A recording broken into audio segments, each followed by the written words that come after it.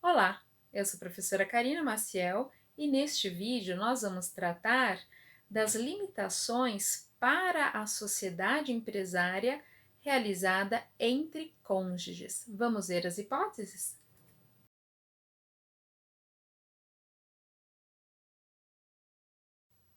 O artigo 977 do Código Civil prevê a limitação da sociedade empresária entre cônjuges a exclusivamente os regimes de comunhão parcial de bens e separação facultativa de bens.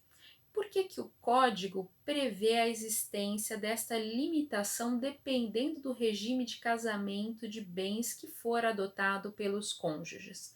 Justamente por conta da existência ou não de patrimônio individual e possibilidade ou não de compartilhamento deste patrimônio. Vamos lá?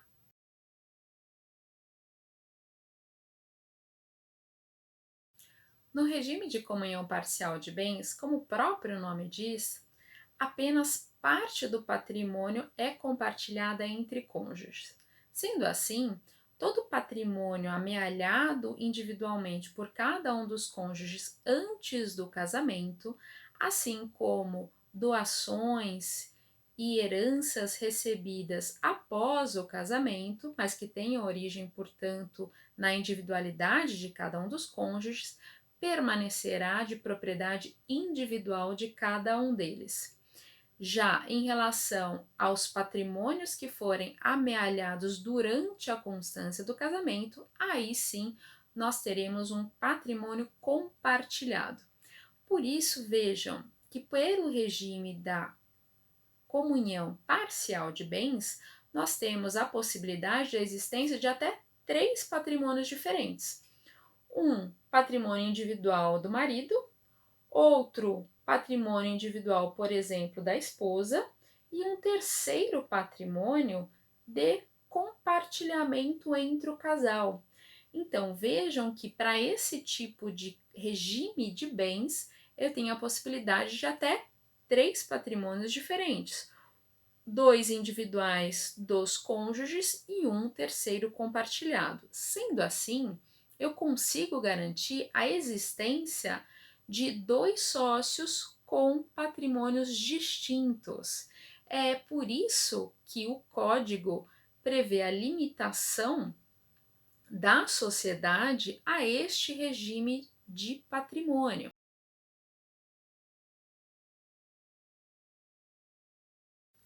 Por outro lado, o código também prevê a possibilidade da existência de uma sociedade feita exclusivamente entre cônjuges casados pelo regime da separação facultativa de bens. Nesse caso, esse regime prevê que o patrimônio individual de cada um dos cônjuges permanecerá individual por todo o casamento. Logo, tanto o patrimônio individual que cada um deles tinha antes do casamento, assim como todo o patrimônio individual que eles amealharem durante o casamento, permanecerá sendo de cada um dos cônjuges, não havendo essa comunicação.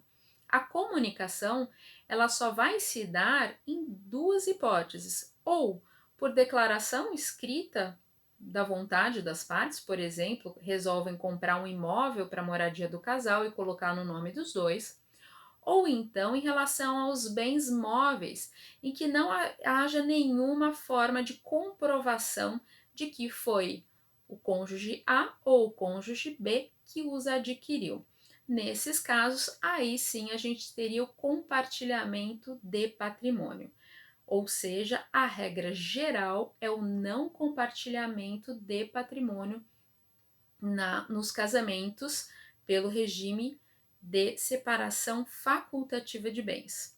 Ora, sendo assim, consigo garantir da mesma forma, pelo menos a existência de dois patrimônios distintos, que são os patrimônios individuais de cada um dos cônjuges, e eventualmente um terceiro patrimônio distinto compartilhado entre eles, ou por declaração expressa de vontade, ou pela impossibilidade da prova da aquisição daquele bem por A ou por B.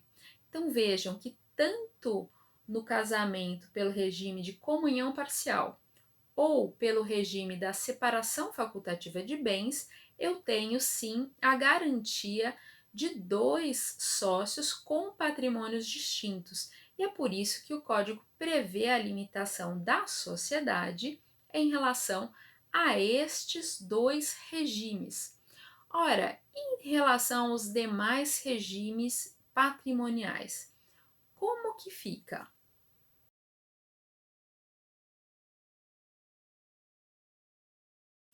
Em relação ao regime de comunhão universal de bens, que é aquele regime do vovô e da vovó, em que todos os bens passados, presentes e futuros seriam compartilhados igualmente entre os cônjuges, ou seja, nós não temos patrimônio individual, apenas um único patrimônio compartilhado.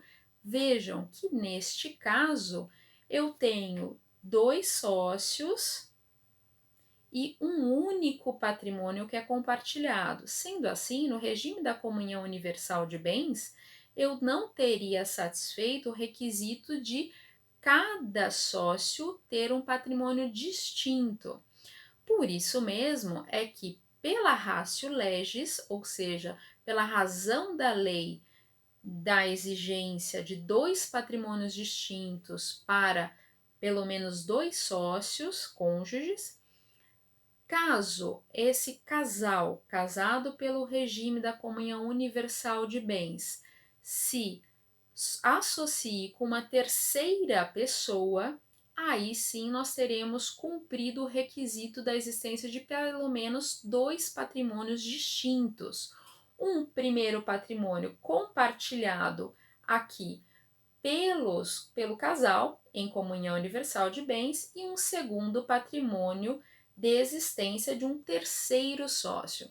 Por isso mesmo, apesar do Código Civil prever a limitação da sociedade entre os casados pelo regime da comunhão parcial ou da separação facultativa, existe uma orientação do DNRC, Departamento Nacional de Registro de Comércio, assim como um entendimento doutrinário e jurisprudencial, que é possível sim a existência de sociedades feitas entre cônjuges casados pelo regime da comunhão universal, desde que eles se associem a um terceiro sócio para efetivamente garantir essa existência de pelo menos dois patrimônios distintos. Um patrimônio compartilhado entre dois sócios, que são o casal casado pelo regime de comunhão universal, e um segundo patrimônio de titularidade de um terceiro sócio.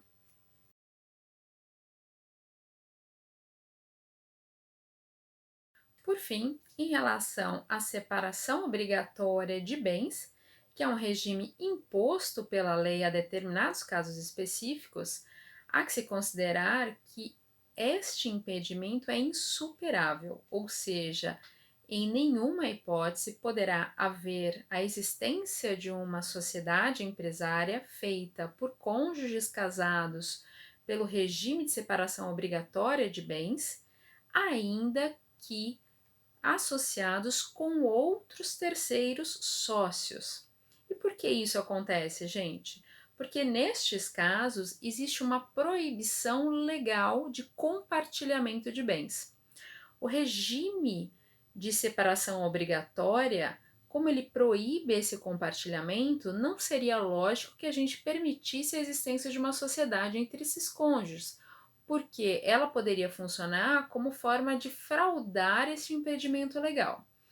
Ora, e como é que funciona o regime da separação obrigatória de bens?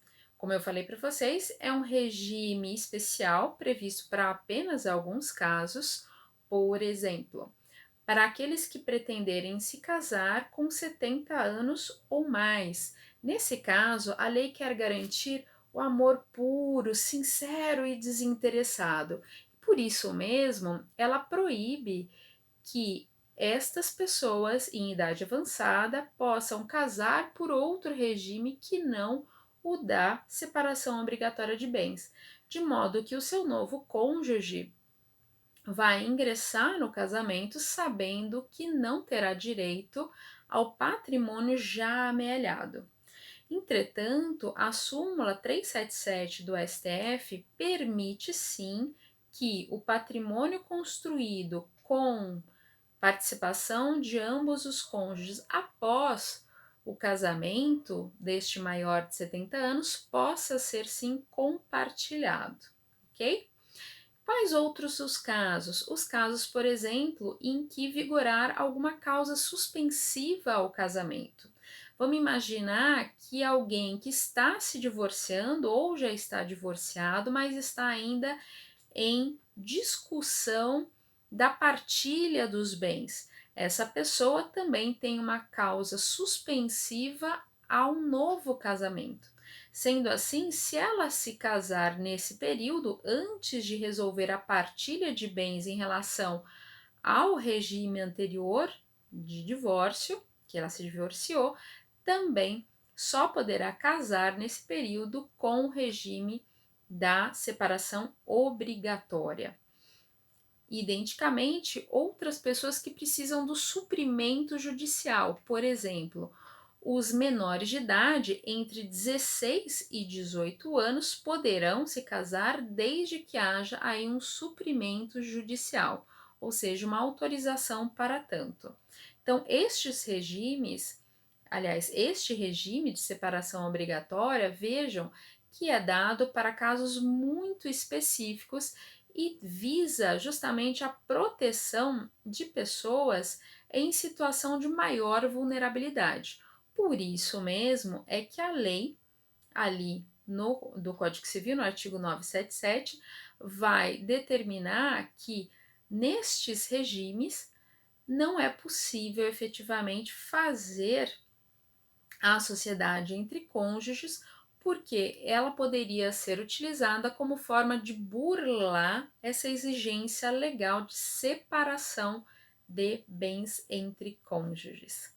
Tudo bem, gente? Espero que eu possa ter aí esclarecido para vocês essas questões, tanto em relação à capacidade, em relação aos impedimentos e à limitação para a existência de sociedade entre cônjuges.